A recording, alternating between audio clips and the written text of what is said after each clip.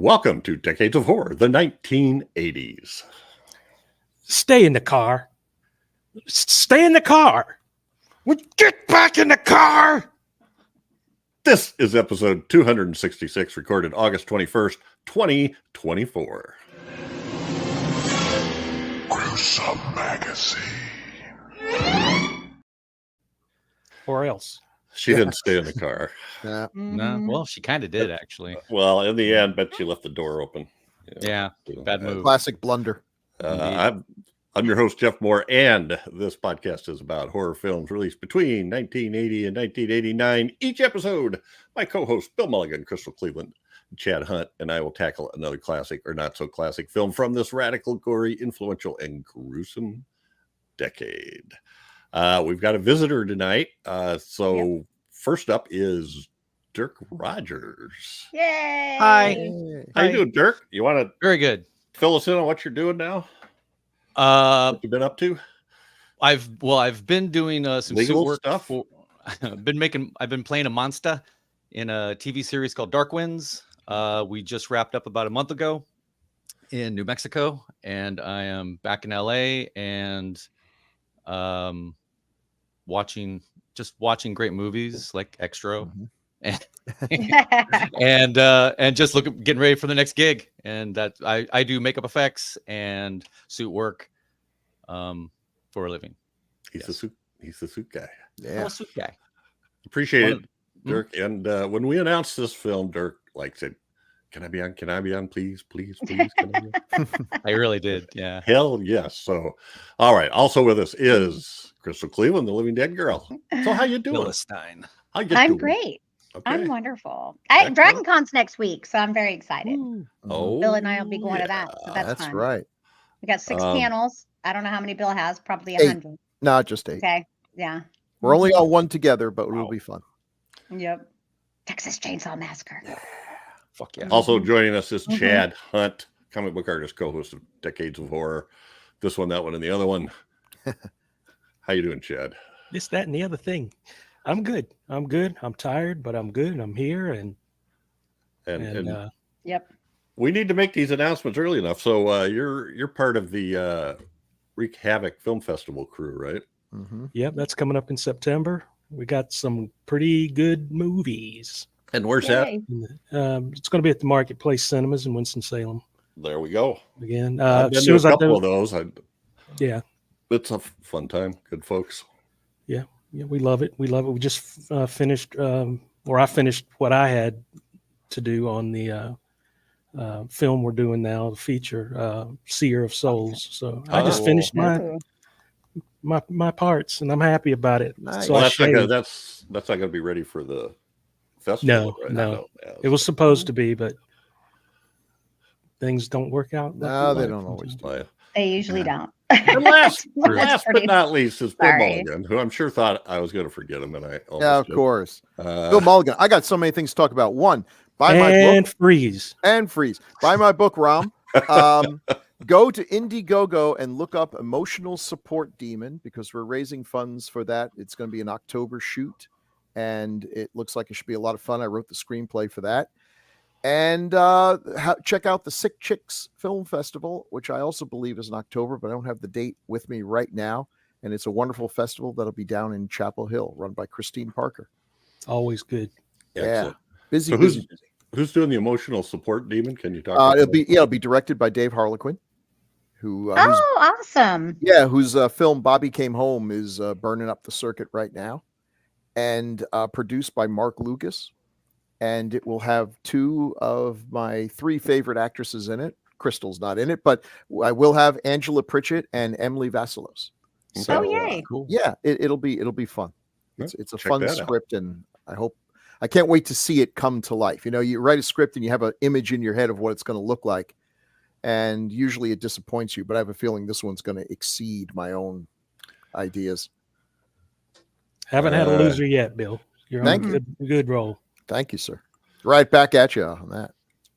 Oakley dokley. Well, we are partnering with Play Now Media, and we are on several other channels, but in particular, Decades of Horror 70s and 80s is on the Wicked Horror TV channel. and the Free Horror channel, and the Retro Horror Movies channel, which carries stuff from the 70s, 80s, and 90s. And that's, check that one out, because that one's pretty fun. And you can subscribe without paying, and you'll miss out on some of the premium content, and everything else that you see will have ads, or you can subscribe and get everything without ads. Woo. All right. So on this podcast, we're going to start by giving a few basic details of the film we're covering. Then we'll get to our first impressions, do taglines, and then just have a general discussion of whatever trips our trigger. So our topic this episode is Xtro. And here is a picture of the proper way of eating snake eggs. You and this movie is another one of those movies. Try to find some consistent information. So everybody's listing it as a 1982 movie, but I think it's IMDb says it was released in the UK in December 1982, but Wikipedia says it was released in the UK in March 83. So I don't know, and I think it used to always say 83 when the extras on the movie made it sound like they were all talking about 83. So I don't know. I just put it that way. The director is Harry Bromley Davenport, and once again we have a team of people working on this. The final screenplay was written by Iain, Cassie, and Robert Smith. The original screenplay was by Harry Bromley Davenport, the director, and Michael Parry. And then lastly, Joanne Kaplan added additional dialogue, which they said was to kind of Americanize the English, which I don't know why they would do that, because everybody's got English accents, so you know it's English. But anyway, the cast includes Philip Sayre, Bernice Stegers, Danny Brainin, Miriam Diabo in her first movie, and Simon Nash.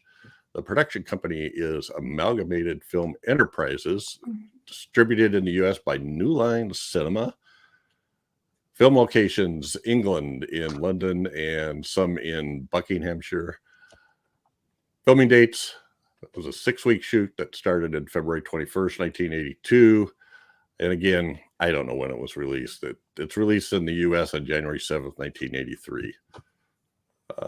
This says December 6th, 1982, but Wikipedia says it was a later date in 1983. And the synopsis: an alien creature impregnates a woman who gives birth to a man who was abducted by aliens 3 years ago.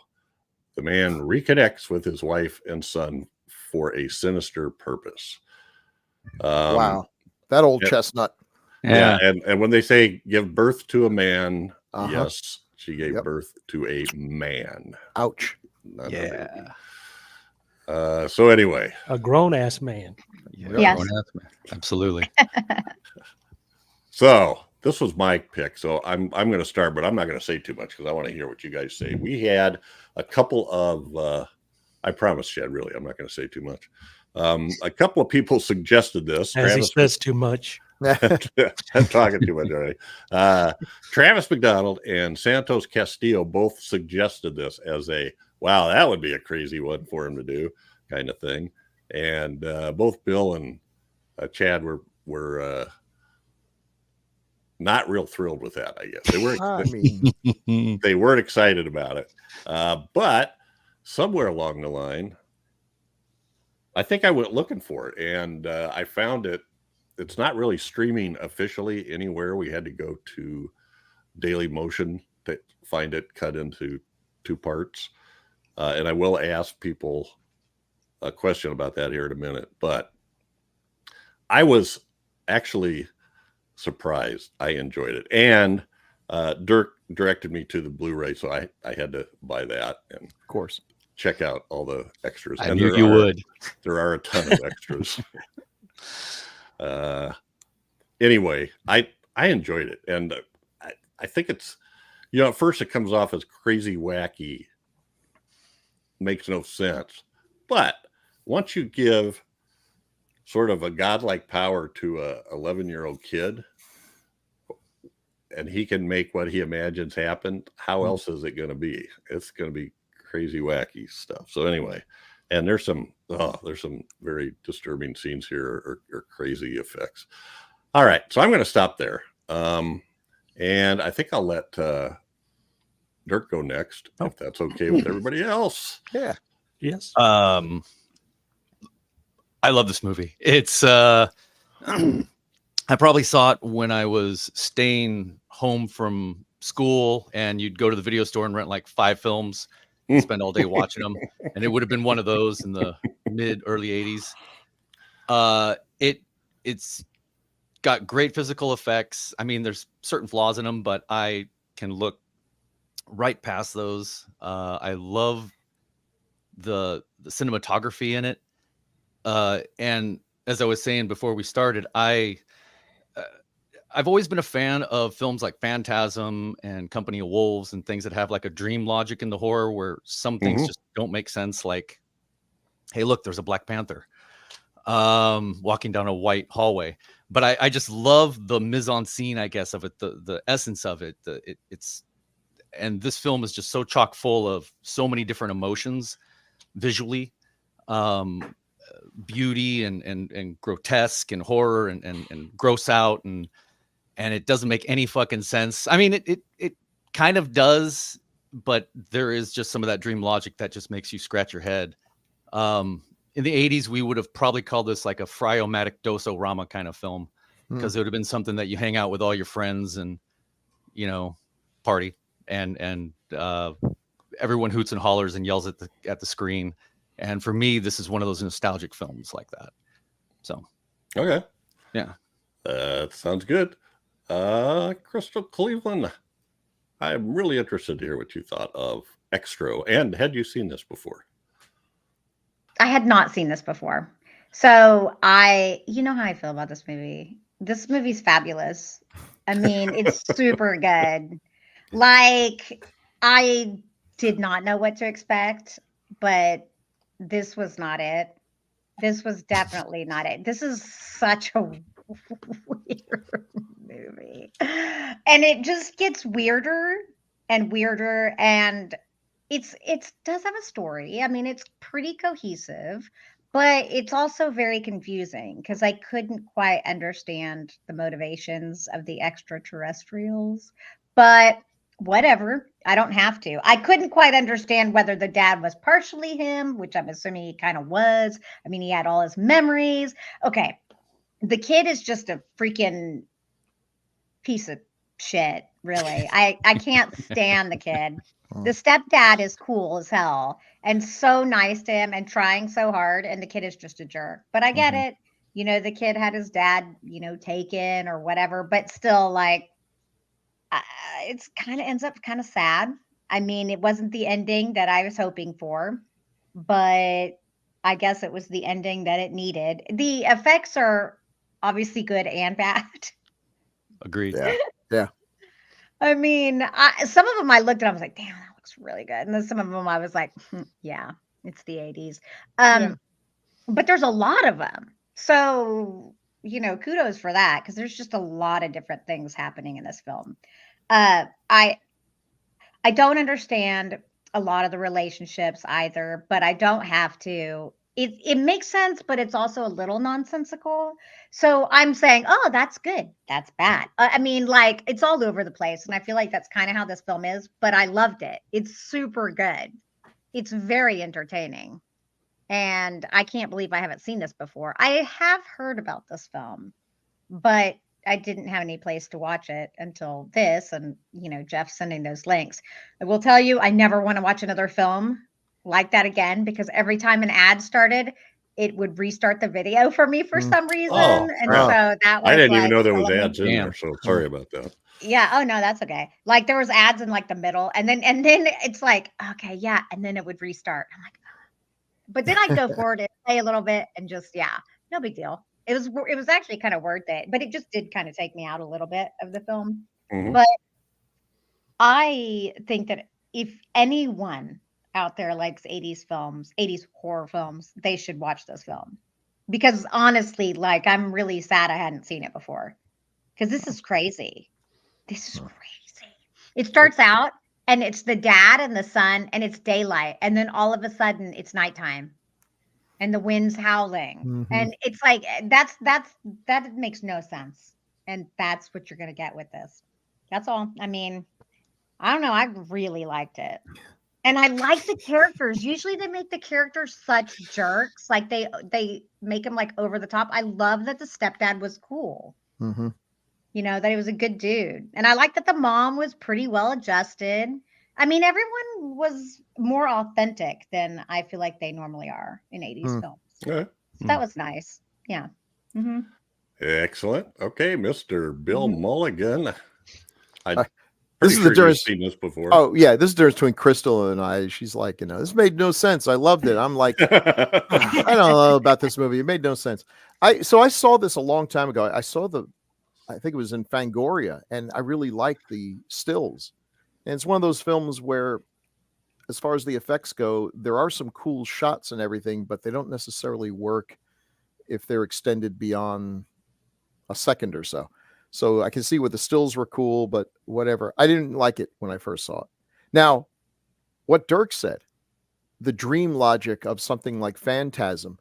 Yeah, I think if I'd gone into it expecting that, I would like it more, because watching it a second time just a few weeks ago, I did like it more because I knew what to expect, which was batshit insanity and no coherence, no logic or anything. And now accepting that, yeah, I liked it for what it was. It was better than my memories.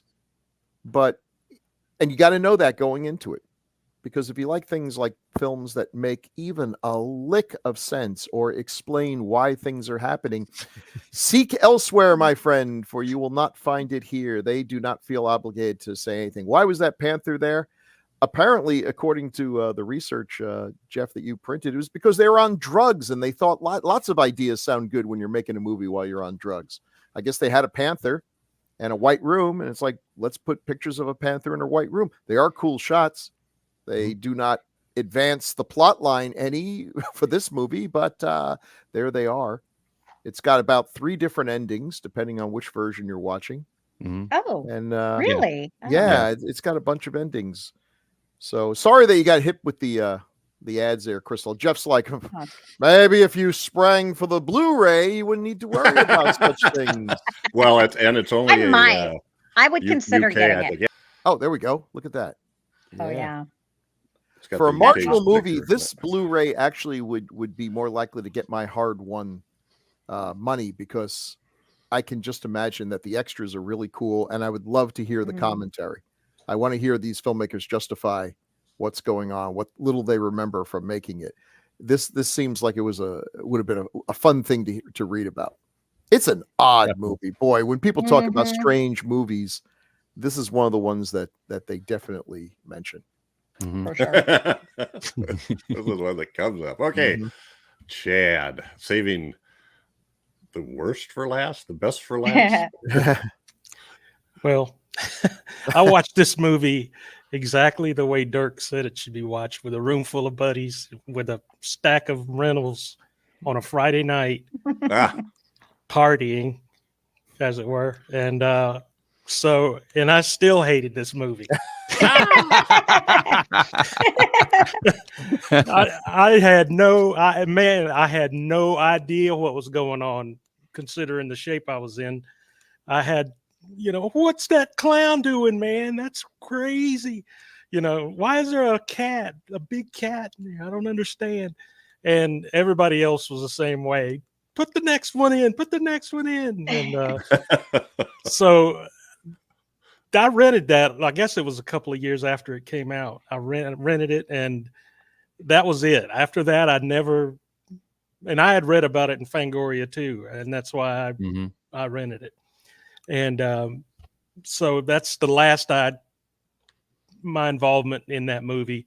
I've always hated Xtro, this and that, because I had no idea what was going on. I watched it this time, and at least now I get it.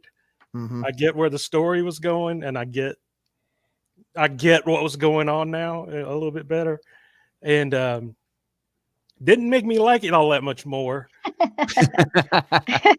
But yeah, it is a crazy ride. I think it's one of those movies where you have to at least watch it once, whether you think you're going to like it or not. And it just has some crazy ideas in it, some crazy gags in there that just at the time would just blow your mind, you know, if you saw it.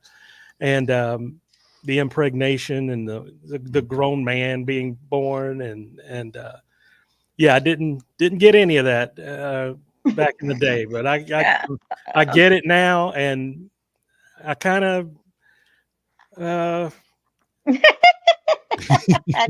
Just say you don't like it. It's Still hate obvious. it. Sad. So obvious. it's still a movie. I mean, I don't want to down anybody for liking it. I can see how you'd like it. I can see how somebody would like it. It's too crazy it's just too crazy for me, but I appreciate it. Can I say that? Absolutely. I appreciate the movie, and I appreciate the effects. The effects I liked a lot. And especially Miriam Diabo's egg laying scene. That was pretty cool. creepy and cool. Yes. So yeah, I appreciate the movie, and I do, but to sit there and watch it again, I hope 20 years from now, when whoever's doing the next generation of DOH and we're not here, will look back on this day With fondness? and know that Just look Chad back did not on like this movie. Oh, I'll just click back at it. Okay. Well, I appreciate that. Regarding the Black Panther, that particular thing, according to the director and Mark Forstater, the other producer. Mark Forstater, yeah, that was a Bob Shaye, who is the executive producer from New Line Cinema, said, you got to do something really crazy, like put it in a Black Panther. And then he just got fixated on that, and they had to put it in Black Panther. That's just Cocaine's a hell of a drug. Yeah. Bob Shaye, who I think is Lynn Shaye's husband. Am I Brother? I think brother? brother, Is it brother? okay. Yeah, I think it's brother. My fake. So anyway, he sounded a little crazy too. He had specific ideas of how things had to happen.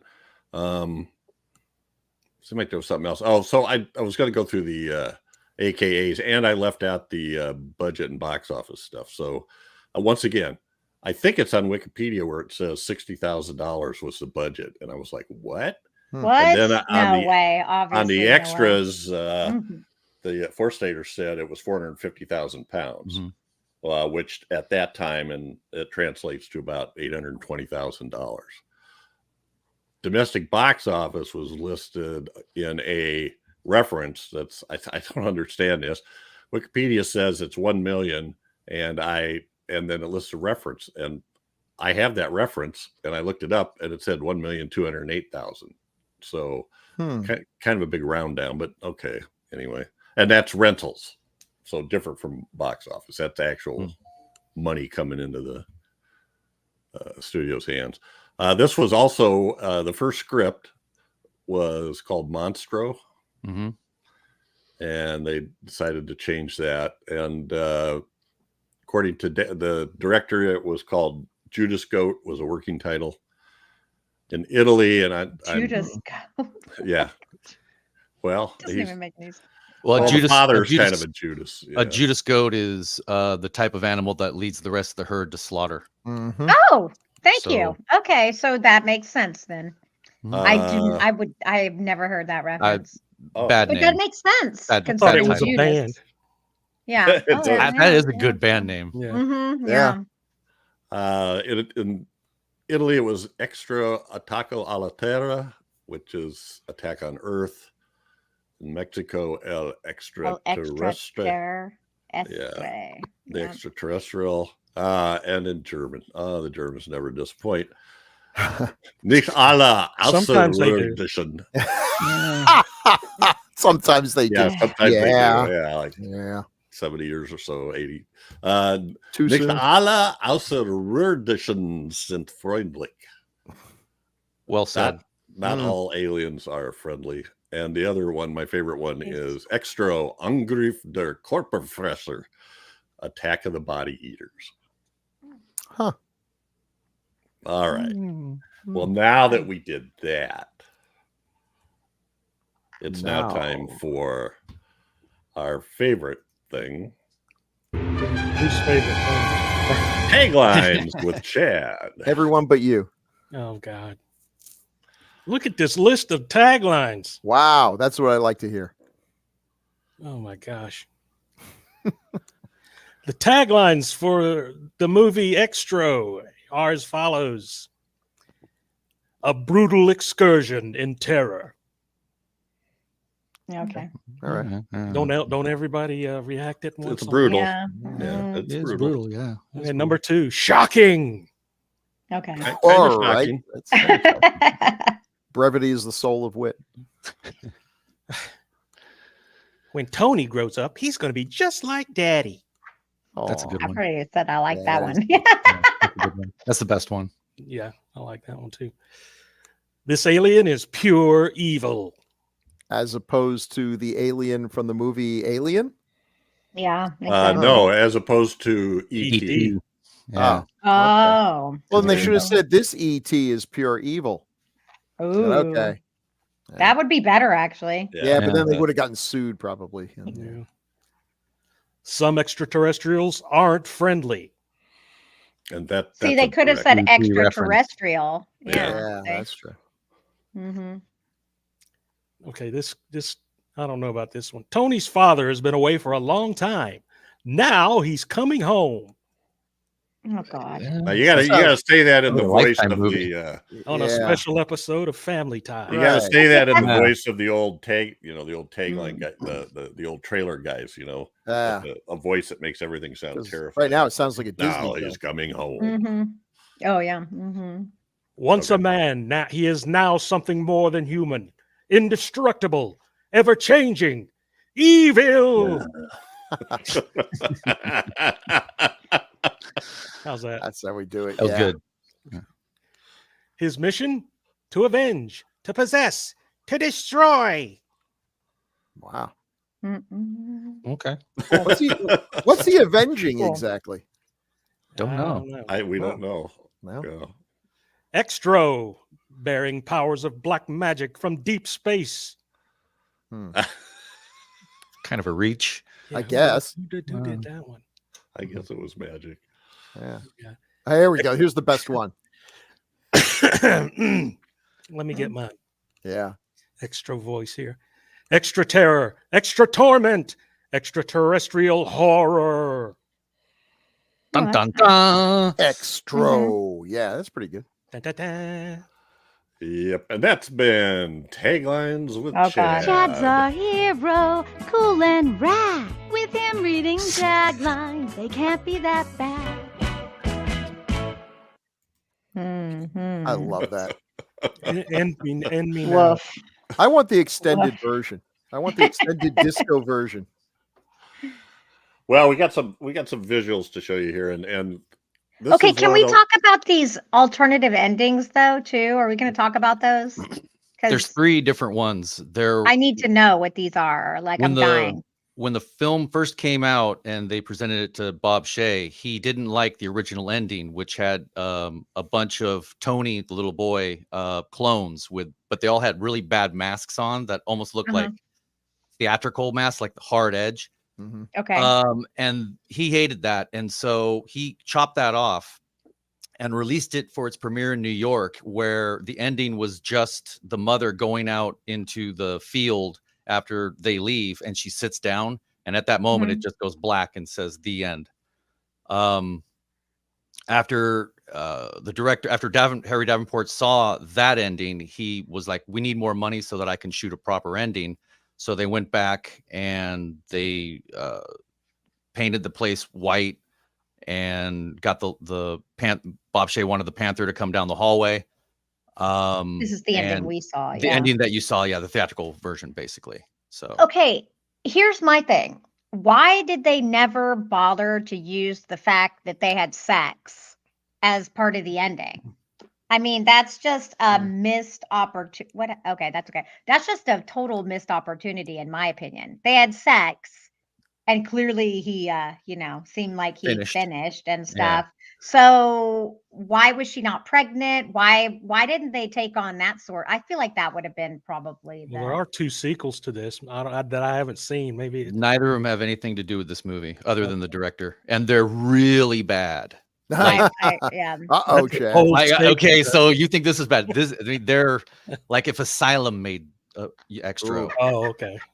I kind of like Asylum though. So Attack that of explains a three-headed lot, vampire. right? Guilty pleasure, Yeah. but But I feel like that could have been something better because I hated the way this ended. That the thing came up and grabbed her. I was like, Yeah. I feel like they were trying to kind of riff off of Alien, to be honest, like in a way, and then just didn't know what to do. So they just made it as simple as possible. It would have been cooler if she had been pregnant and she was walking up to the Agreed. babies and like taking care of the eggs Agreed. as opposed to like, it attacking her. I think that would have been because the way the actress actually seemed in that moment, she seemed like she was okay with the eggs. When she comes up, she's like kind of weird, I feel like that would have been awesome. That's not the original actress. They couldn't get her for the reshoot, and Wait, what? that's a Really? stunt double that they had made up to look like her. Wait, Oh. what? Yeah, it's in they. Oh, I feel awful that I couldn't tell.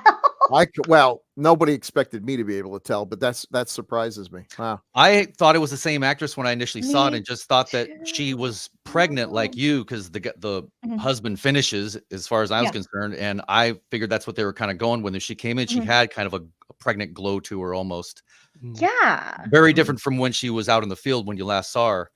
And for me, out of those 3 endings, I like the one where she just sits down and it goes black because Mhm. the movie You is don't such know. a ride that when it just ends like that, you're like, it's Yeah. like when you're on a crazy ride on the roller coaster and all of a sudden you just come out of the doors and you're right there again at the beginning and everyone's Yeah. staring at you and you're all like, what the hell just happened? What Yeah. just happened? Yeah. And I did feel the same thing that you did about that she got knocked up, and it was kind of Mhm. redundant to have her then getting re-impregnated by the same kind of creature that the woman in the beginning got impregnated by. At least Yeah. the Okay. tentacle looked the same. And so what happened also to the babysitter chick? Is she dead? I know she was like an incubator. Okay. Like I get I think like so. kind of what, but I didn't. Like the She- dad was like, just make sure she's not hurt, or just make sure she's not damaged, or something. He said to the Tony or whatever. It was super. That's so creepy. Yeah, And the way that thing, ugh, it was awesome. making me She was sick. actually in that too for like 6 hours sitting on a bicycle seat. Was? Oh, Yeah, that that can't was. be I fun. thought that was a live cast until I saw the Blu-ray, Yeah. and they were like, "Yeah, she got up there for 6 hours sitting on a bicycle seat, and It there's doesn't no even reason look it could have just real. been a live cast." No, I mean, where- Yeah, because it didn't look like it was real to me. I like No, it I didn't. would have if you had said, I'll give you $100,000 if you could tell me whether she's in there or not, I'd be like, Yeah. she's definitely not in there. That's not a person. She's Why just would like, Yeah. you do that? Well, I guess, Yeah. Dirk, they got to pay you to do a live cast, but if you've got an actress that's willing to sit on a bicycle seat for 5 hours, that's free. You already paid her. true. yeah, I mean, I and guess so. I guess it depends if she was SAG and what the rules were back then. I Yeah. don't know. It was her first gig, Yeah, I was so like, how much? Like, it's like, what's worse? So for me, I will tell you that birth was an amazing effect. The Yeah, scene is excruciating. epic. Like that was shockingly good for me. Obviously, the backwards dude with the mask on the back of his head. Yeah. Fooling nobody. Yeah. I mean, Yeah, pay for let's effort. be real.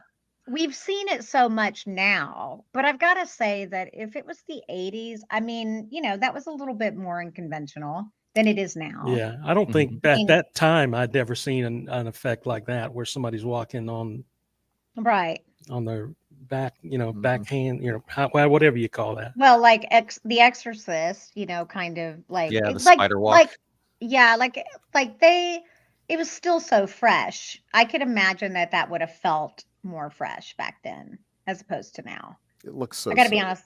Why did the aliens look different too? What was their goal?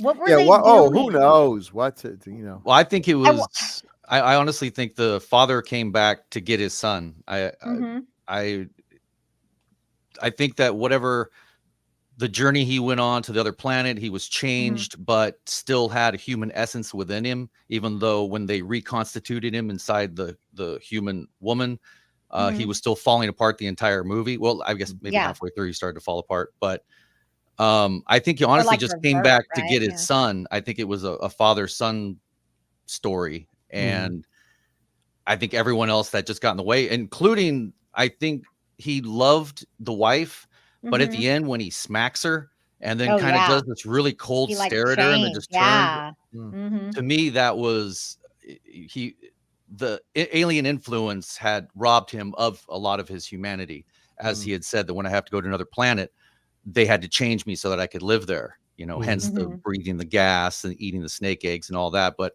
in the end, I think the whole story was just about him coming back for his son, so that his son could have maybe a tie to humanity still. I don't know. It is extra. I don't want to wax too philosophical on it. It is extra. So I'm wondering what the alien that did walk on it backwards on his hands and knees, what exactly is his job? Is he like the Uber there's so Eats, many and different he just things. delivers? I would Yeah, I would akin him to the face hugger. Okay. A transport for fair. the main creature, the essence of the man, so to speak. Okay. So let me tell you, one of the reasons why I like this film so much is because of that. Like, I wanted to know answers to all these questions because I'm like, is he still part? It's obvious that he was still part human because he remembered every bit of what was happening. Like even stuff she didn't remember. Oh, when was that taken? Oh, do you know who took the photo? Yeah, I took it on the timer and stuff. Like, Right. and I don't know why I love that. I love the idea that he still had a little bit of his human side in there because I think most of the time, if you were to have a movie like this, there would be nothing actually human about that person. Right. You know, they'd be all alien. And so, like, this actually added a really weird, different element to me. I'd say some of that, what you're talking about, I think was brought by the actor, because the two main leads, Philip Sayer and Bernice Steggers, were both like Shakespearean actors. And I think they brought a lot of gravitas to the film for, you know, just a low budget 80s rental. You know, there was some real talent, you know, in front of the camera. She's quite good, and I swear when I was looking at her, I'm like, I've seen her before. I don't know why, but when I looked up her IMDb, there was nothing there that really screamed at me. She seems very familiar, though. She kind of reminds me of Julia from Hellraiser. Yes, yes. Oh, Claire, you know, Claire maybe, Higgins. Maybe that's what I was thinking. That could be it. Thank you, Crystal. Mm-hmm. I'm so bad with faces that when I see one that I do think I recognize and then discover, no, you haven't seen her before, then it just bothers me. The other thing is the Blu-ray has 4 different versions on it. And one is has that original ending one, and I don't know, then there's a US and a UK version, but then the director went through and did a director's cut, which I don't think he changed the editing at all, but he did say that at one point he said he kind of tried to make the colors more what he wanted, you know, and that kind of stuff. But the thing that I thought was kind of weird was he said the kid, Simon Nash, had started putting on weight during the filming. And so he slimmed the kid down digitally. I didn't even notice. I didn't either. So, all right. Sorry about that, guys. So I don't know. You guys are probably all done, huh? No, we didn't. No, not at all. Did you watch the 2018 directors, where he tweaked everything? Yeah. I thought it really wasn't better. I think that I didn't either.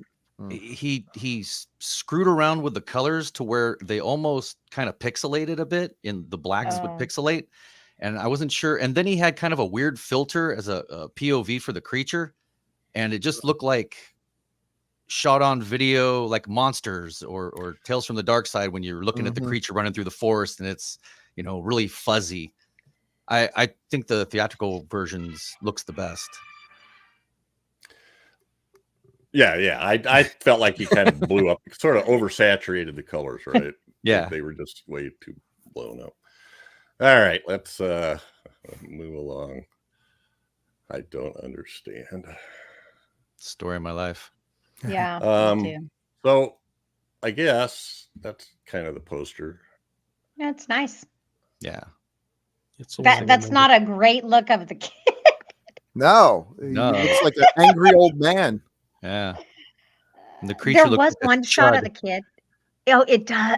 Yes, it It's like a does. chud But with there red was eyes. Yeah. there was one shot of the kid though that I was like, that kid is creepy. Like I was not cool. He had like light on it. I was like, Mhm. I beat the shit out of They that need to kid. slim him down for this Uh-uh. poster. No, Yeah. I don't like it. The All turtleneck right. doesn't help. That's not a good No. look for someone who is holding facial weight. Oh, that's creepy. Oh yeah, Yeah. shoves it up. Yeah. Yikes. So now we're gonna do the. I have a muffin top, but it's around my neck.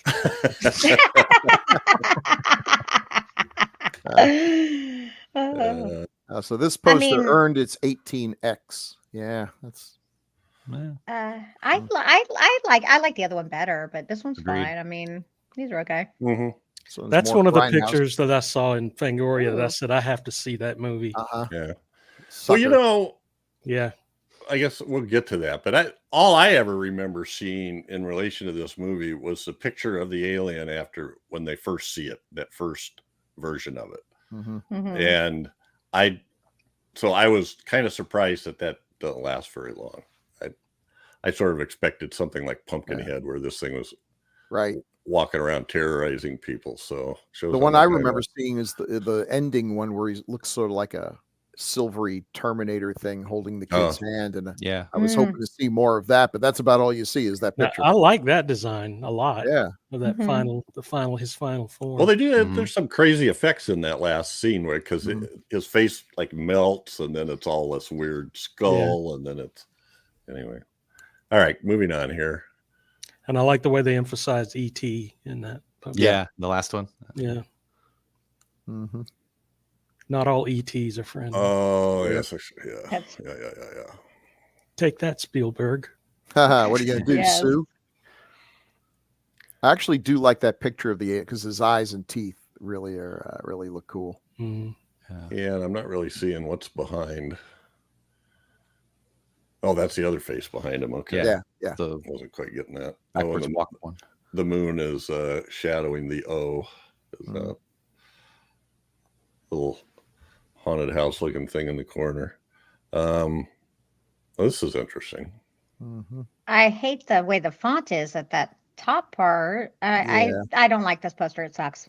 Looks Yep. like a People, No, Yeah. People magazine ad. no. This one's Oh, going okay. for the Close Encounters crowd. Because I'm Yeah, like, The no. mean ET. He's the Yeah, I mean know. ET. That's Yeah. pretty blunt. Xtro. He's the meanie. Yeah. What's happening in that bottom picture? That's It- the woman it's- getting that's the- impregnated. Oh, never mind. Sorry, I am. Yeah. As the actress referred to it, the plunger. Yeah. thing. Mean ET phone home. Damn it. Call collect. All right, and here's some kind of psychedelic stuff. I Dirk like found. Oh. Do you know where these are from, Dirk? I don't. It looks Yeah. like a comic book cover almost. Yeah. Nah, I just found it online, and Oh, it's kind of cool. first I though. couldn't believe what it was. Like it really is. Yeah. Yeah, like, maybe it's a fan thing, but yeah, I like the letters how they play out into. Sometimes theaters like the Alamo Drafthouse and stuff will have like posters true. commissioned for a special showing. I Oh, wonder if it was okay. something Yeah. like that. And Looks like there was a signature on there, but it's too small. Is this from Ghana? This next one? From Ghana. Yeah, sometimes. oh, there is a signature on there. Is that a signature or are those At the notes bottom or in the Where? next to the Yeah, but next to the green legs. that looks like between the- sketch notes or something now. That'll Oh. look at it again. Oh yeah, maybe On the right side near the Mhm. Yeah, there's those notes all over it. Yeah. Hmm. Okay, then the other one that just popped up. What did you say? Is that from It Ghana? looks- Yeah, sometimes they do Yeah. crazy posters from these guys, and they don't always actually Pall Mall Video to do. Well, that's Huddy's for this movie is doo doo. Because doesn't that look like actually But this is Michael actually Myers cool. up in the In the top left corner, corner? yeah. Yeah. Okay, so with the teeth. clown dude is super creepy. Uh-huh. I thought he was very creepy, and how he smiled and stuff. I was like, no, His I don't. little rubber mm-mm. mallet. There's a Yeah, lot of and- things I wanted to beat in this freaking movie. Okay, I'm just gonna tell. I was like, No, no, I'd have everything to that come comes out up, beating. Crystal's like, I'd beat the shit out of that too. Yeah. You know, there's a lot of guns here too. I'll be like, no, Yeah. I'm not messing around. I'm not gonna mess around with that stuff, y'all. You know what? No, I don't play around. That's what my granddaughter did. My Linda took our 2 adult granddaughters to, and I can never remember the name of it, but it's a movie that they read the book for. That's about I think a husband starts abusing the wife, and she keeps going back to him, and then she finally leaves. So as sort of a life lesson thing, and the oldest granddaughter said, if he did that to me, I'd punch him. Good for you. Good. Hey, Yeah. I just looked up Pall Mall Yep. Video to do, and apparently it is a Ghanaian poster. Oh, Good call. Nice. Yeah. so apparently you've seen a lot of other Ghanaian Oh posters. yeah, and they're crazy. Sometimes they're Yeah. really like super nuts and entertaining. And have nothing to do with the movie. Nothing. Yeah. Yeah. All right, then this one is kind of Huh. psychedelic.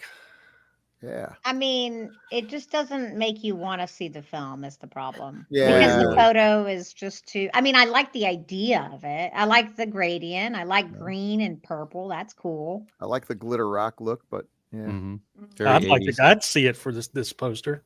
You see, not me. I'd be like, oh, what are they trying to hide? Look at that shitty fucking effects. Yeah, but I'd- and I'd be I'd beat the expecting shit out of it. something- Yeah. Yeah, I'd be just poopy I'd be straight expecting out of something it. sort of Tron. Chad would go see it. It's like, oh my god, no, it's Xtro again. Yeah. What a fool I've been. Set it on the poster, Yes. idiot. The letters weren't big enough. Ah, yes. Yeah, but I was hoping it'd be different this time. Mhm. And we've got, which I This believe looks is- like Close Encounters of Third Yeah, Kind exactly. or something. Yeah. Like, Absolutely. Does.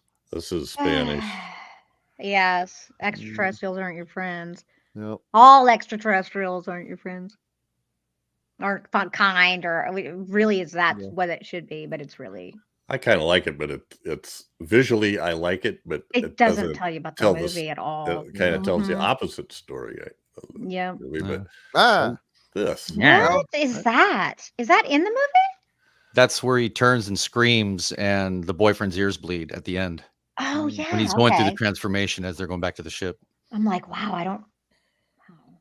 It's my Uncle Bill. Yeah. I don't believe in Mhm. dentists. and what else we've got? Oh, we've got the Fangoria cover, Yeah. which is, for the size of that picture, the story in that one is relatively short. Interview with Robert Shaye. Maybe I got missed you. some of it. I don't know. That's a cool Um, cover, though. Yeah. It is. It's cool makeup. Mhm. Well, and let's see what else is on there. Larry Cohen's Q, Yeah. Was Kinski. And- Yikes. The Sender, Yeah. which we just talked about last 70s, I think. Somebody was in the movie The Sender, and we Yeah, that's right. could pull it up. All right, and this is the now shooting. Deep within a certain government laboratory, scientists believe they have identified a visitor from deep space. They call him Xtro, a code word for extraterrestrial creature. They are very worried that Xtro may not be friendly. This is the biggest thing of bullshit because there's no scientists. There's none of it's like that is just ridiculous. It's the Scientists evil don't scientists know of the government. That's what it Yeah. is. Yeah. They That don't blurb know should say shit now snooting. about yeah. Yeah, we got a little over budget. Had to tear a few pages out of the script. That's kind of interesting. So where would this be used? I don't know what I'm. Say looking what? I at. do think it's cool though. What? What is the kid doing in the picture? That's where he's impregnating Miriam sucking up. Diablo. Oh, he was he bit her impregnating belly, her. and then they did the little bladder effect. I thought that he was like sucking. I thought. He was, Oh, like, that's right. I think he was That's right. impregnating Sucking on because the next scene she's birthing yeah, she's eggs out of that Um, thing. out of her lower It looked like tube. an anus. But what Looks is what an is something like anus, this really, used like, for? what is happening here, y'all? Well, these are probably concept photos that the effects artist would have probably presented to the director about, here's my idea Yeah. for this effect, or I guess what's the purpose of announcing this? I guess to get a little early buzz. probably. Maybe to get more producers, maybe to get money. Maybe. Yeah. Hey, a Like, guy walking on his back. Woo! like a one-page pitch deck. Like, Yeah. give us a little bit more. Yeah. And an ad. That's the ad I remember seeing. I did not see anything about Blood-sucking blood-sucking fangs. fangs? I would have been there. Come on. That's Absolutely. cool. I'll put it in and my, you know they were the worst, I bet. I'll hold them in my Mark of the Devil vomit bag, just all my various movie swag. It's probably And those that's where wax the, lips you used to get when you were a kid. Yeah, they Yeah. were great. That's where the extra terror, extra torment, extraterrestrial terror, horror comes from, Chad. Yeah. I could care less. You don't care where they came from. I can, What so I about can make them up and it won't matter. to you. blood-sucking fangs. And that's it for posters. I got to look that up and see if anybody owns a pair of those. Yeah. Extra blood-sucking fangs, which are there blood-sucking fangs in the movie? I don't know. No, not much. Really? No. All right. So on the top we have what is the little kid's name is Tony. So that's his mother, Rachel, played by Bernice Stegers. And after the husband, she thinks the husband ran away because nobody believes that the little boy when he says they took him away. And so this is her new squeeze or stepfather. They're not married yet. Played by Danny Brainin. The middle shot is the father, Philip Sayre, who is Sam. And bottom shot is Fat boy.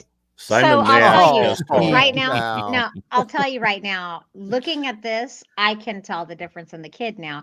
This is when he's smaller, but I guarantee you, he was about to have a growth spurt, and that's why. You know how they kind of chub Probably. up and then grow up. I mean, chub the up, director grow was, up. the director is an interesting character. For sure. There was a guy. Okay, well, I don't know if I should talk about this now or not. Did you watch the one with the guy? What the heck was the guy's name? The like super fan. Yes. I don't remember his name, but the bald guy that was proclaimed himself the #1 Xtro fan in the world. Yes, Oh, yes. What? In the Blu-ray, there's a His interview. name is Dennis Xtro Atherton. Oh no, he didn't actually legally change his name, did he? I don't know, but that's on social media. That was the handle he used. Hey, Chad, you should declare yourself the #1 Xtro hater and see if we could do a boxing match for charity with this guy. Yeah, let's make it happen. Well, the one thing I Start found writing out the that was script right now. interesting is when you're watching this and the kid starts using his powers and he's making up all these toys into real things. It's not real clear about it. But No.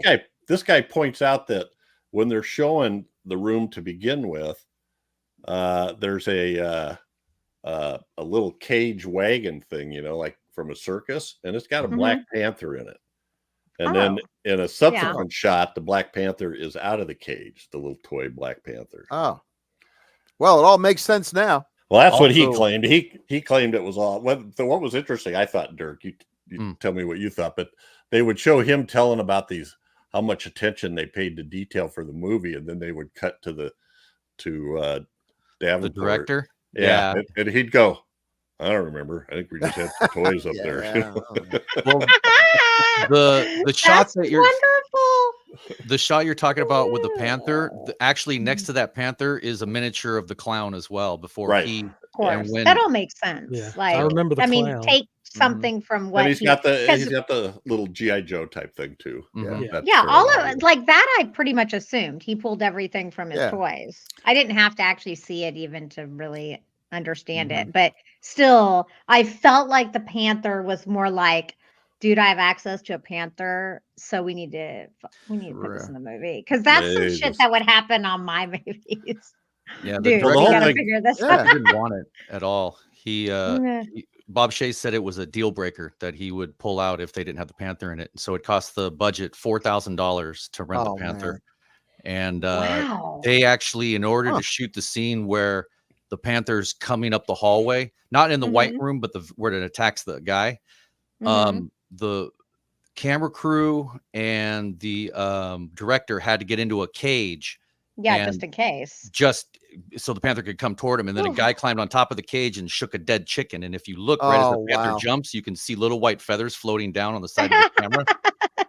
And the director, and this was a weird one, but the director said that they were in this cage while the panther was out walking around, and they were in there drinking beer. And he goes, and at one point we all had to use the loo, and we couldn't go, so we just started filling up the beer bottles. Ugh. Fair Yeah, enough. like In close I don't know. quarters. it's just Yeah. like That's awesome. could just take a break, buddy. But Ugh. Hey, Yeah. Crystal, Yeah. you've got a big backyard. I mean, at $4,000 a pop, this thing would pay for itself. Oh, I know. You should get Right? yourself a These guys- nice Black Panther.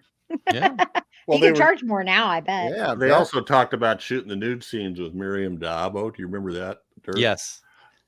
The producer Robert Forstater said that when he looks back on the film, he likes the very French kind of look of those sex scenes, and that it's very natural. It's not very exploitive. And Mhm. then the director was like, "I'm English, and we didn't realize that we were showing, quote, the old Joe." And they had to cut out, I guess, because they had full frontal male nudity in it Yeah. too, and they had to cut all that out. They Oh. were okay can't- leaving a little shot of her bush at one Because second. the where she kinda cameraman turned, told him, and you can see that "You she's should look at this. I think we caught a bit of the old Joe." yeah, and he of course turned red. But to that, Did they Bob not Shaye- use covers? Like, No, is this, No, this those is they were not- totally. they were That's they another were foreground. unnatural. Yeah. But the director does talk in one of the interviews and says that the night before, Bob Shaye came to him and said, "Look, I want more boinking, quote, boinking, and I want more TNA." And the director had written that onto his script. And when they were doing the scene, he had taken the script and forgot that he threw it onto the bed, to which Marion Diablo saw that. And then again, the director was just like, I couldn't even look her in the face, all beat red. You know, he's very English, very proper. But yeah, it's. I think the scene is. I think it's a great scene. It's not exploitive. She's a beautiful woman, Sure. Mhm. and I think it's shot very tasteful. But this producer sounds like the Christopher Walken character from the Need More Cowbells sketch. You know? Yeah, Well, he's kind of Need more he's boinking. like, Yeah. I got to tell you, you need more sort of a Panther. crasser version of Roger Corman. You know, you got to have so many explosions. You got to have so Mhm. many. Mhm. Yeah. Well, this movie did make New Line enough money that because they were going under when they acquired this movie, and the U.S. sales from it allowed them to stay afloat until they made Nightmare on Elm Street, Wow. and Wow. then that, of course, became the Yep. house Yeah. that Freddie built. Mhm. So Yep. Unfortunately, Philip Sayre was just beginning to start to feel the effects of lung cancer, Ah, and he died in 1989.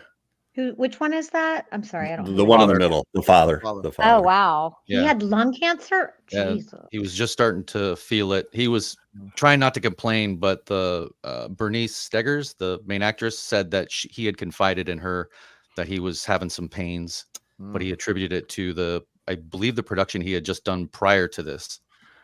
Yeah, I But, think he said something about like a sword fight or something that he was having back pains. But you know, Yeah.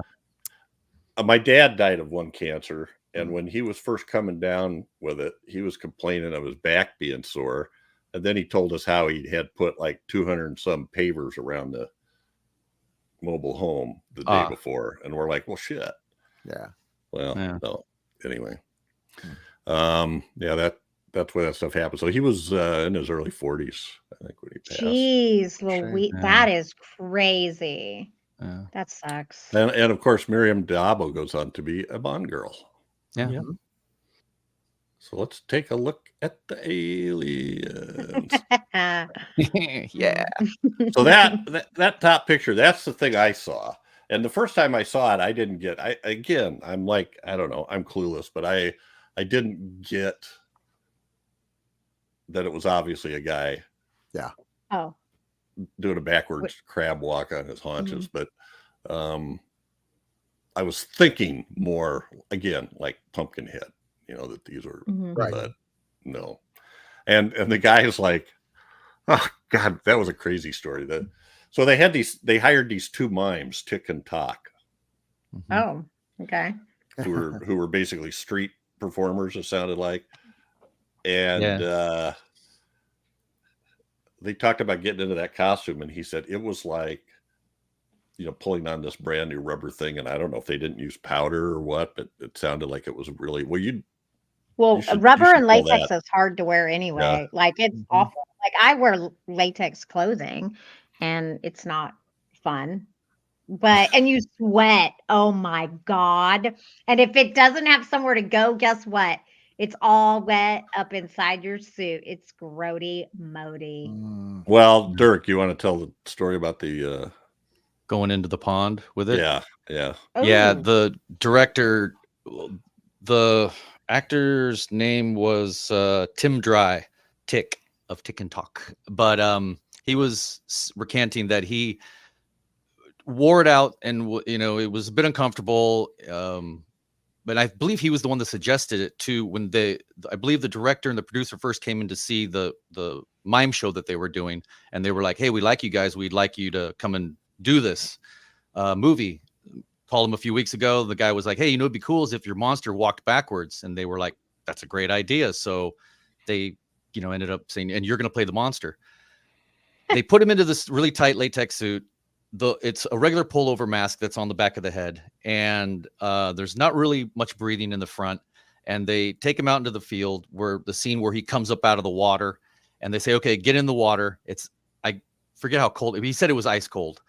But he gets in, and as soon as he goes underwater, the whole thing fills up. And the first thing he thought was, I'm going to drown. Yeah. Because like Crystal just said, there's nowhere for the water to go. So once it gets in, it gets in quicker than it goes out. And he said, I believe that he did 2 takes, and then he goes, I'm done. I'm done. Like, Good. I don't want to do anything. I thought he said the director wanted to do another take, and he just went, nope. Yeah, he did 2 takes, and then he said, I'm done. And he was done with the production.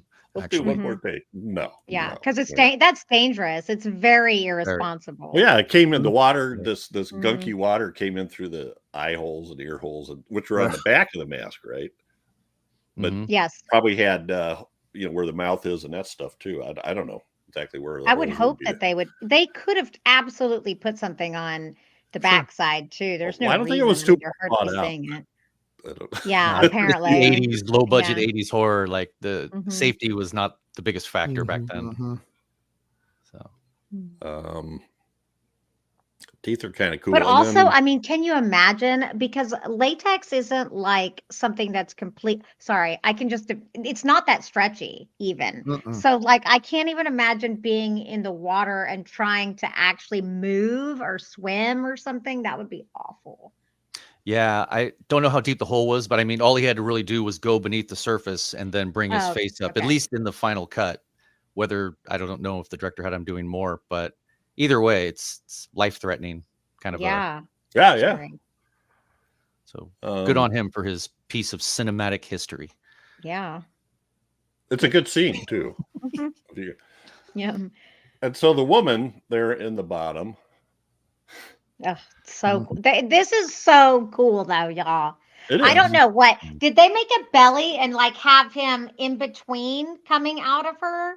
Do you know how this worked? Because I was watching this and I was like, that's awesome. I was guessing it was a hole in the floor, but I don't know.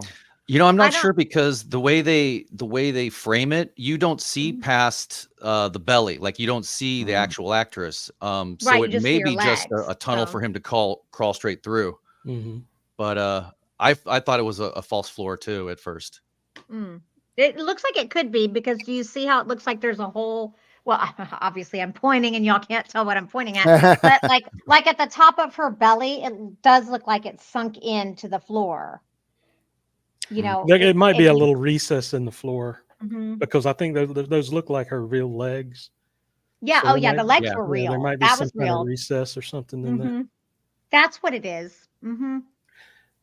And Ace she's Ventura half- tried to do it later on, coming out of the rhino's butt, but it She's didn't. half in there, Wasn't and as then he's like effective as crawling up. Yeah, I think that effect is like, and maybe it's the nerd effects artist eye, but there's when he first starts to pop out, the latex Yes, around you the can top, see it. it Yes, weird dude, folds yes! strange, and I was like, And it looks oh like, man. yes, But me it too. was obviously Darkly. they had one take and that was it. Oh, yeah. So. You know, I'm like a huge gore whore. Like, I love gore. It's my favorite. Mhm. I get lots of crap about it because people think I'm sick. I don't care. But yes, when you could see like the stretch, like Yeah. it seemed like a vajayjay, like Mhm. actually giving. I was like, dear God, that looks amazing. That was that is worth watching the movie right there. Agreed. Just that scene. Mm-hmm. Well, I pulled up a couple of shots that show this. I don't know if you guys. I don't think it's too weird to. Skulls. Yeah. That's- Oh, yeah. yeah. Mm-hmm. Yeah, those look like real legs. Mhm. Yeah, they're real. Like I was watching it, I was like, "Oh my God, this is unbelievable!" I could not believe that I was watching this in this film. I was like, "This is such a successful effect." Mm-hmm. And then here's another effect that I think this comes from, when the guy that yells, "Stay in the car, stay in the car." They drive up, they hit the thing, and he goes looking for it in the woods. Yay! Yeah. And he bends over it, and then the face squirts something up on it. They Actually the tongue, forked tongue stabbing him. Okay. I didn't know what it was. I thought it looked like he squirted something at him, but Yeah, so gross. For some reason, that's the kind of stuff that really grosses me out. Yeah, It's like yeah. the simple stuff. I'm like, ooh, no, no, thank you. All right, back to did we have a shot of? I don't think, because I had a hard time finding. I don't know where you found the pregnant shots. I tried to find pictures of Miriam Dabo in her, like, well, there's one in the bottom. This is your what did you call this? Violence. Oh, there. That's got the plunger. So the alien goes into the blonde woman's cottage and shoots that plunger onto her face.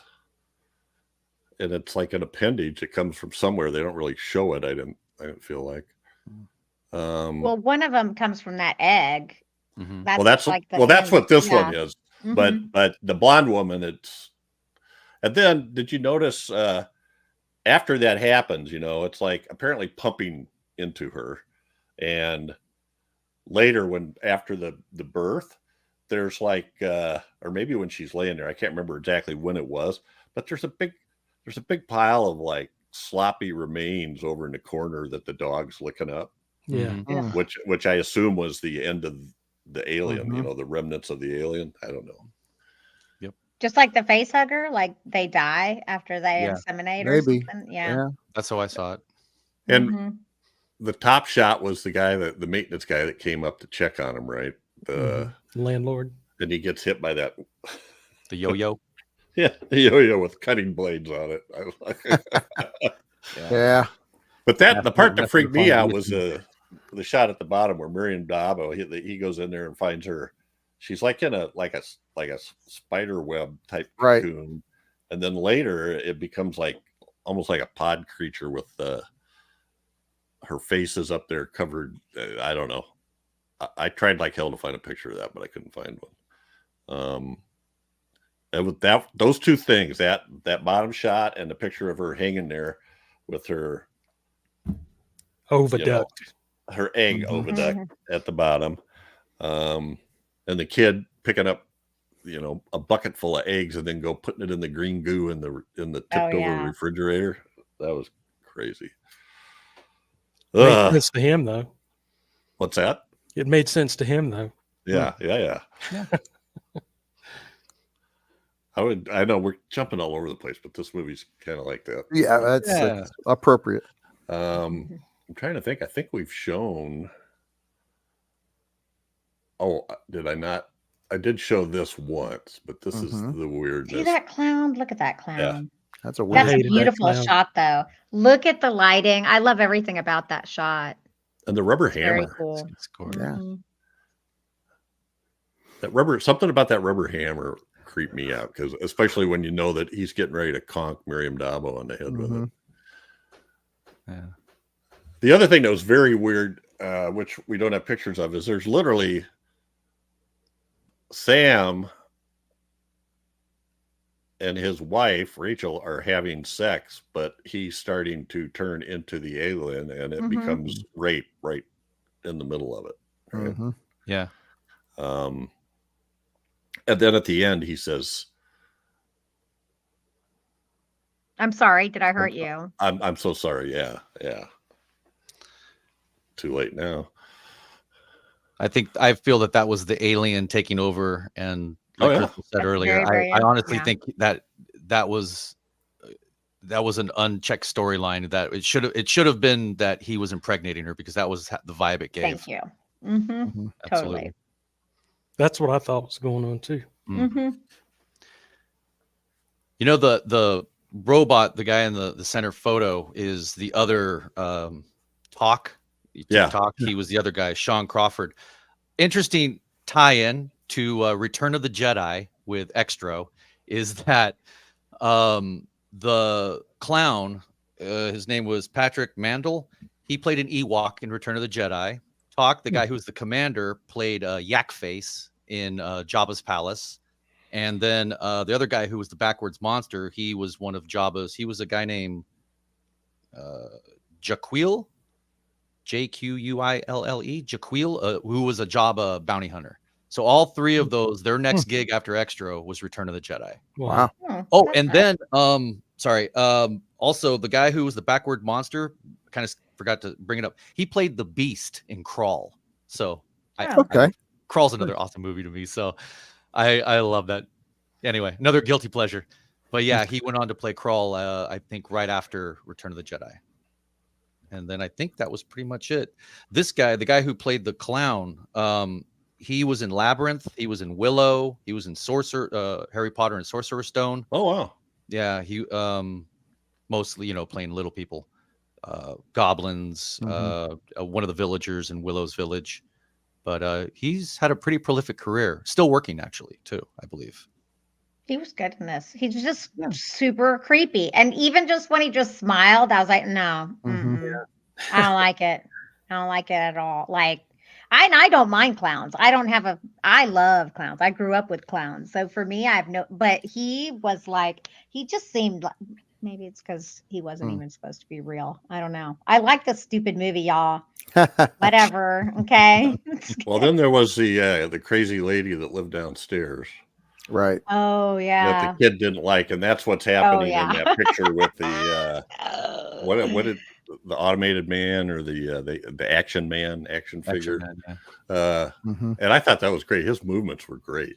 Yeah. I loved how he shoots that little spear gun at him, and then when he goes for the rifle, it's like this a cool super flip up. smooth. Yeah, it's all like that was one real maneuver, and he's always looking forward. I thought that was really neat. I have one question Sure. Yes. regarding that scene. Why would the old lady reach out from under the couch to grab a chocolate I caught that too. if there was a robot after a giant GI Joe trying to get after him? If I could just reach the chocolate. Last meal.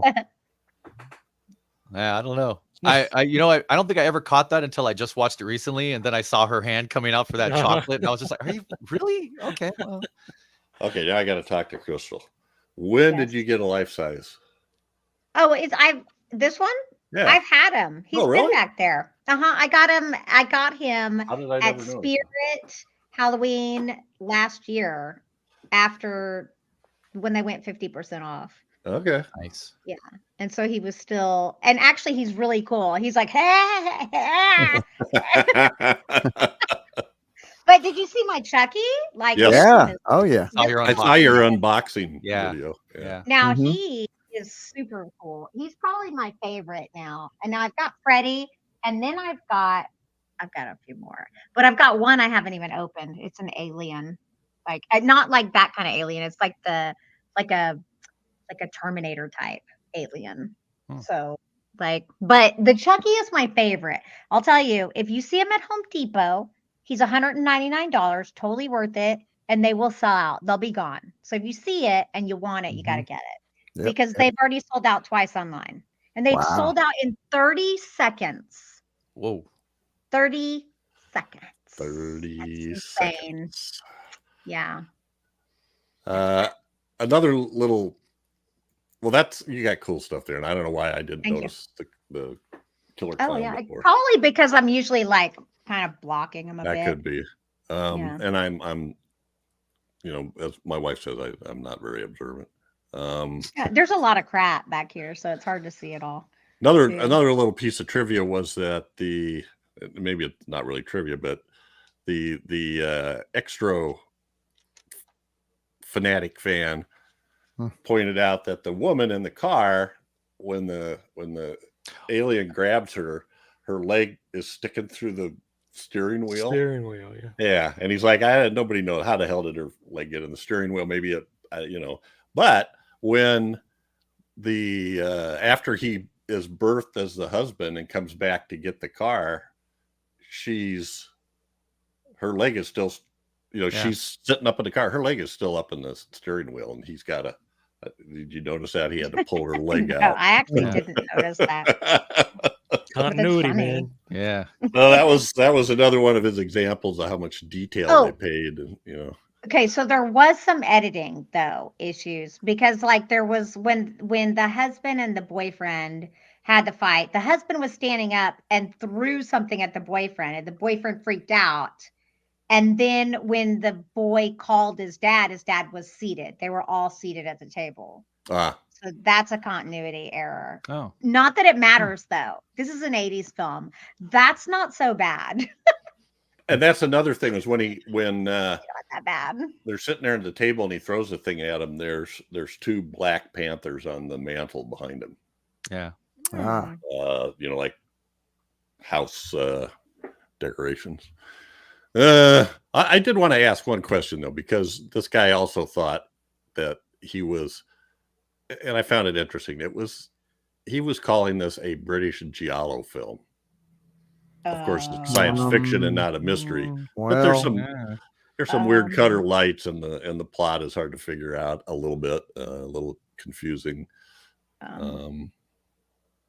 There is the scene where she's about to get impregnated, the woman in the cottage, when she turns the light out and the entire room goes like bathes in red.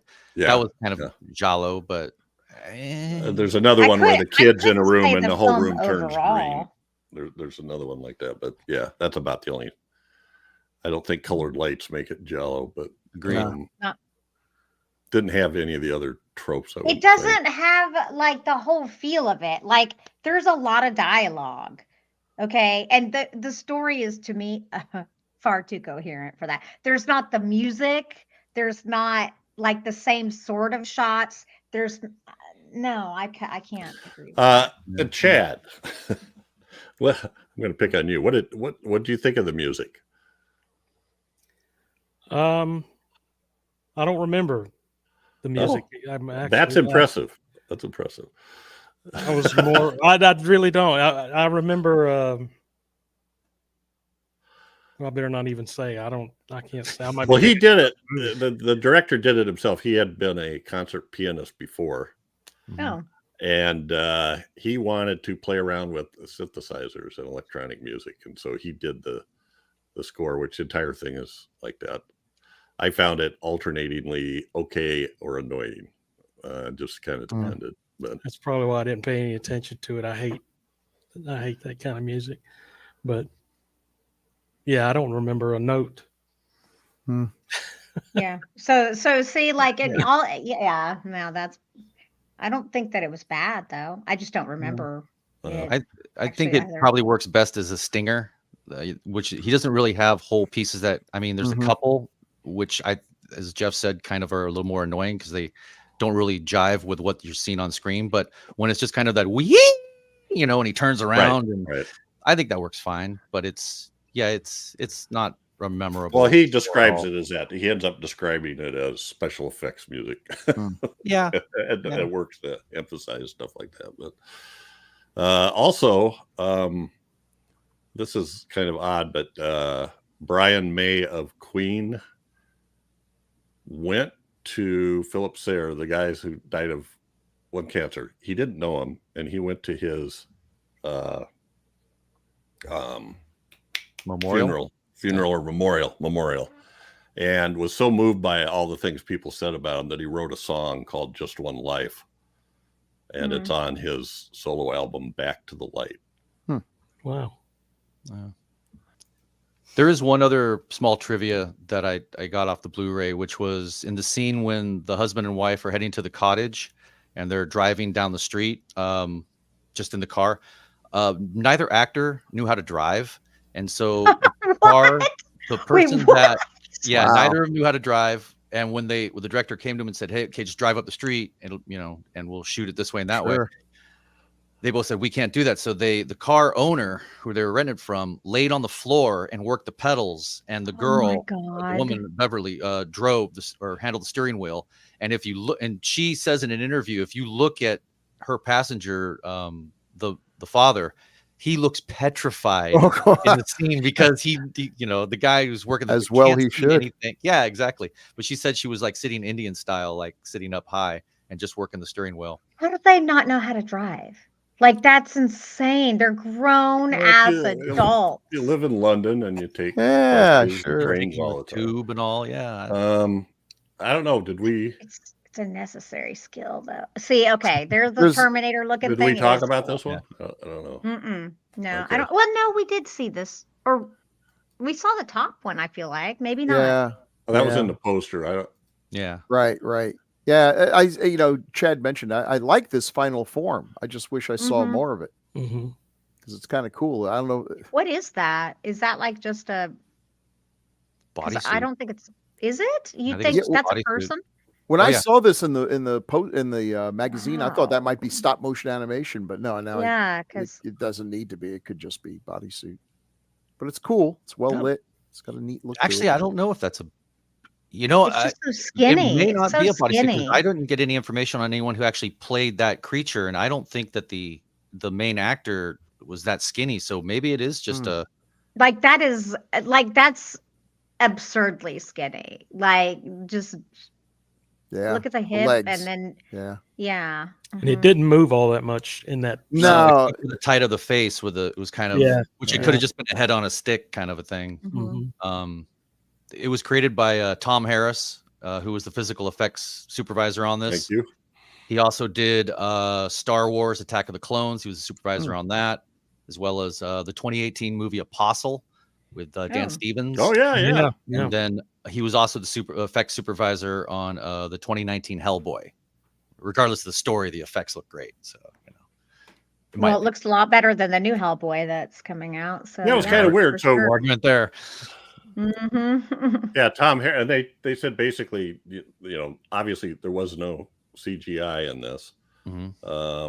Although they had it was hard for me to understand. So maybe you got it. But Tom Harris, which you mentioned, but then Francis Coates was listed as creature effects.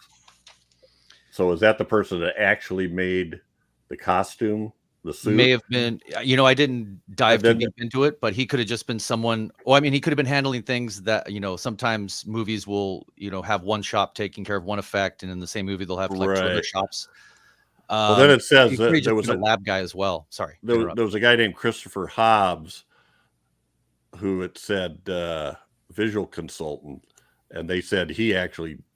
And they showed drawings of it. So what the impression I got was he did the conceptual artwork of which probably was some of that artwork we saw at the beginning when the poster that we looked at that said, now filming.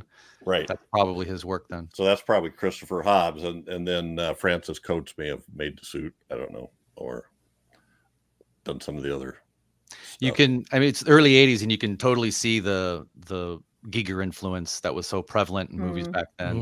The Beast from Krull, a lot of that biotech. Well, obviously Alien. I mean, like God, he was such a legend. Jesus, absolutely. Anything else anybody wants to say that we haven't said? I think we've sucked this bar rag dry. Yeah. Yeah.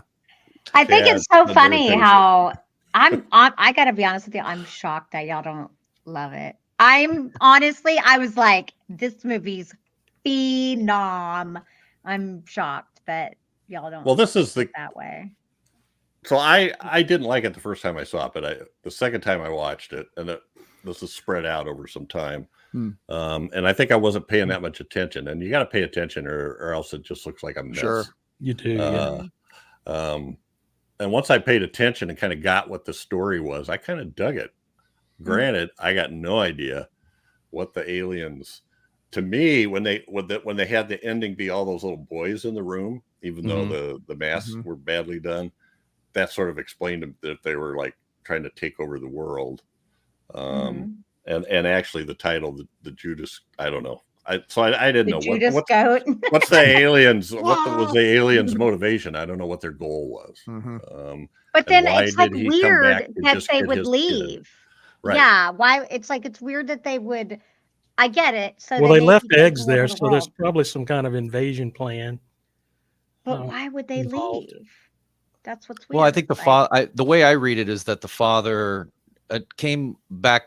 The human element of the father wanted his son to be at his side in this new adventure that he was going on. I think that the creature that he became, like going back to the xenomorph or anything, wherever they go, they try to increase their numbers. They try to spread. I don't know if it's such as an invasion as it's just an instinct of survival, that wherever you go, you leave some kind of remnant, which is why when he tells his son, don't damage her so that she can be this egg factory for our future brethren. It's one of those, when the movies are weird like this, it really lends itself to, your own letting your mind kind of run away. Well, I think it could be this, and you go deeper than I think that the filmmakers ever intended, because there's so much ambiguity in the story. Linked up with really cool visuals that again steer your brain a certain way. And for me, I saw it almost purely as this father wanted his son by his side for where he was going for this new adventure. He says to his son, when his son says, "Why did they choose you?" And he goes, "I was lucky," as to imply that it hasn't been an unpleasant experience. Yeah. And I just feel that the creature part of him significantly influences his actions, like when he slaps the wife at the end, and gives her this look that is way out of character for the person that we've come to know up to that point. And I think it's the same with the eggs thing. It's part of that creature's instinct of survival, so to speak. In the scene where there's the multiple little boys in the white room, when she comes into there, she's also very, very pregnant. Yes. And they kind of come up and put their hands on her belly, even though it's inexplicable that it added another context. Well, it that leans again into Crystal's idea that she got knocked up by the father, and that there is some other thing coming out, and that cut one with the masks that don't work definitely lends itself that she's now in charge of the brood, or this extension of the home planet. And she's in cahoots with the husband, so to speak. All right, well, that's it for Xtro. Check it out. We found it on Daily Motion, but it's hard to find. There are still Blu-rays available if you can play. Okay, is imports. that Blu-ray? I see your Is that UK version Blu-ray? Does that actually play everywhere? That UK version? Yes, it does. It's all region. It's all region. Oh, you're right. It did play on my regular player. Yeah. I think Amazon. It was like $20, 18 something. It's not real expensive. Oh, it's like 26 now. Okay. I just looked. Yeah, because I was like, ooh. There's a Lotus. Because we're talking about it. Yeah. Probably. What's the cup? Let's see this. Oh, it's just my Xtro rules. Xtro rules. Did you make that? I did. That's awesome. In fact, that's what I was doing when Jeff texted me. He was like, "Where are you?" And I was like, "I have another hour." Oh, fuck. That's something I would do Time too. zones. Right. All right. Awesome. To feedback. Oh shoot! Yeah. We got some feedback, boys and girls. Everybody queued up here. Now, who has seen? What's the movie the famous movie Tommy Wiseau, The Room? The Room. The Room, yeah. Has everybody seen that? Oh No. yeah. Oh god. Who wants? Chad, you want to read the comment for episode 190, Possession, from Emulus Okay. 79. Emulus says, imagine Tommy Wiseau in this movie. Oh, hi, Mark. How's your sex life? Very good. Good job, Chad. Yeah. And Life Force, where are we going? Let's go to Dirk next, from Gregory Crosby. Mhm. Okay, Life Force by Gregory Cosby, who says, so I finally saw this last night as part of MoMA's Toby Hooper retrospective. And you know what? It's great. Completely bonkers, especially in the third act. But great. The moment I saw it was a Golden Globus production. I knew what I was in for, and it did not disappoint. True enough. Now imagine this story told over 6 or so hour-long episodes of a limited series, and it starts to feel much less bonkers, except for that ending, of course. Oh, there's a complaint. My only complaint about this gloriously overstuffed slice of 80s horror, well said, is that they should have swung with the original title, Space Vampires. Corman wouldn't have made that mistake. Very true. True. But the movie wouldn't have been as good if Corman had done it. Yeah. That movie Thanks, is Gregory. awesome. So he's pitching for a miniseries, apparently. Yeah. Yeah, maybe. Sure. All right, episode 261, Mother's Day Crystal, also Emulus 79. Oh. Okay. Rex Piano must be based on one of Keir Dullea scenes. Is that correct? Keir Yeah, Dulia. Oh, okay. In Black Christmas, pun intended, and no way that's a birth name. See, I agree. I tried to look it up, and there's not enough information about him. No place says it lists his mother and father or anything. Rex Piano. He was Rex Piano. kind of an all Although people don't jack of think all my name. trades in the movie industry. He's done a People little bit of don't think everything. my name is real though either. Right. So it's they're like, oh, I love Cleveland. Cool. I've never been there. It's neat. Oh, Yeah. Cleveland rocks. Get it? Yeah. I get it all the time. I'm like, they got a great baseball park in Cleveland. Anyway, episode 264, Parents, from Gregory Crosby. Bill.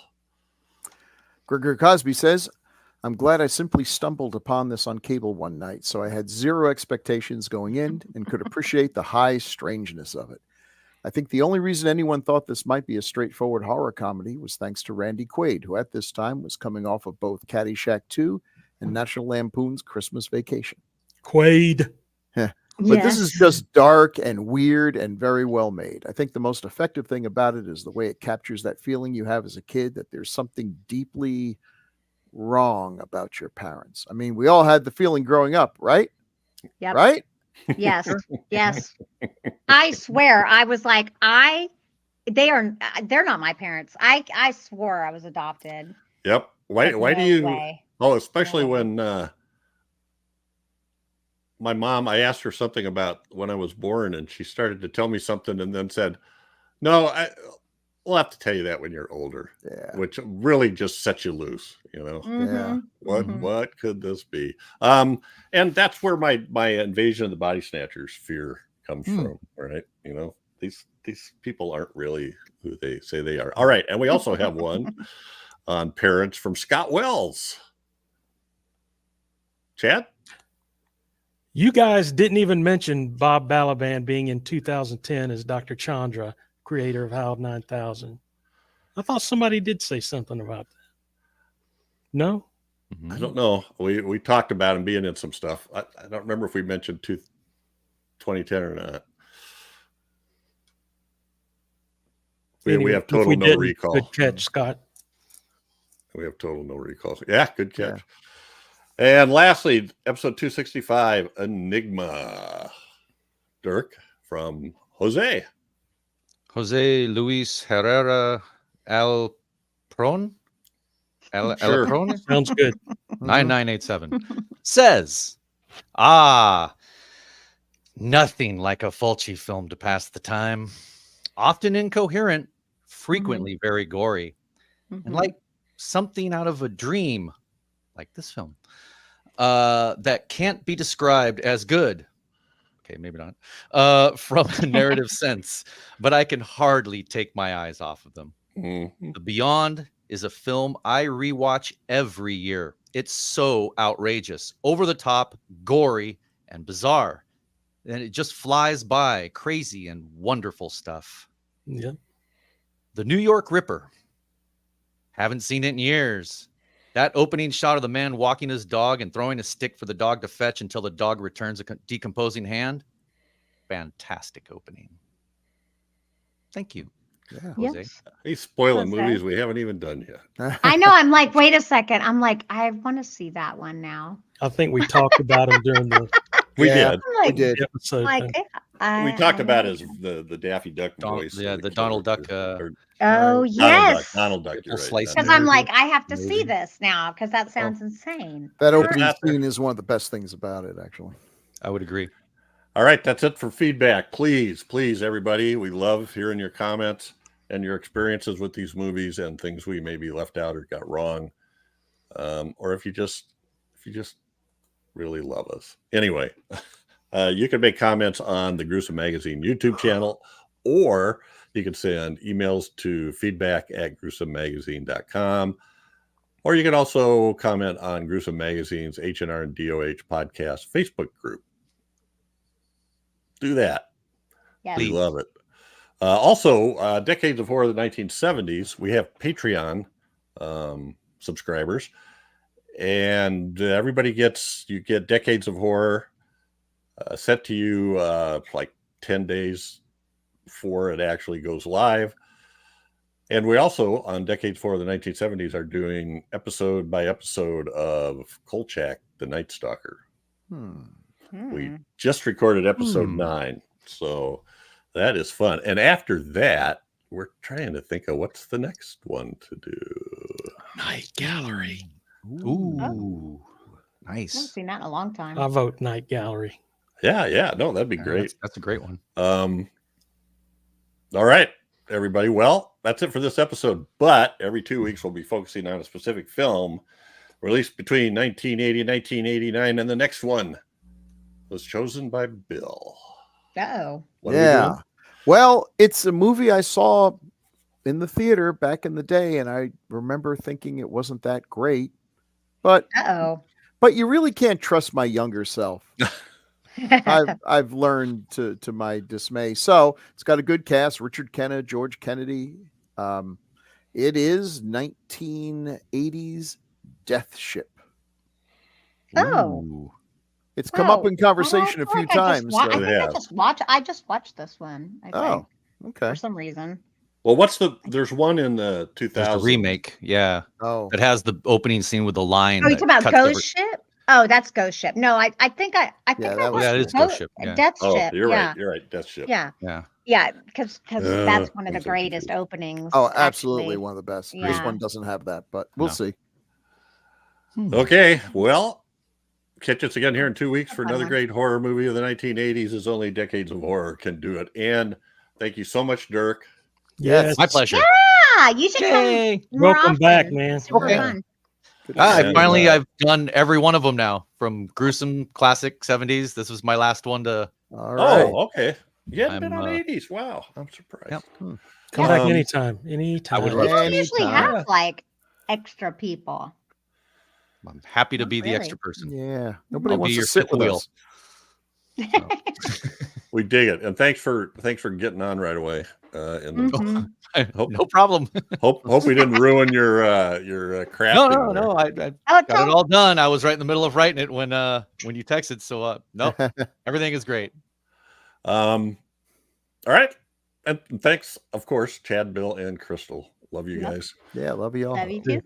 And I'll see you soon, Crystal. I'll see you soon too, Bill. Next see. week. Woo-hoo! That's right. Whoop.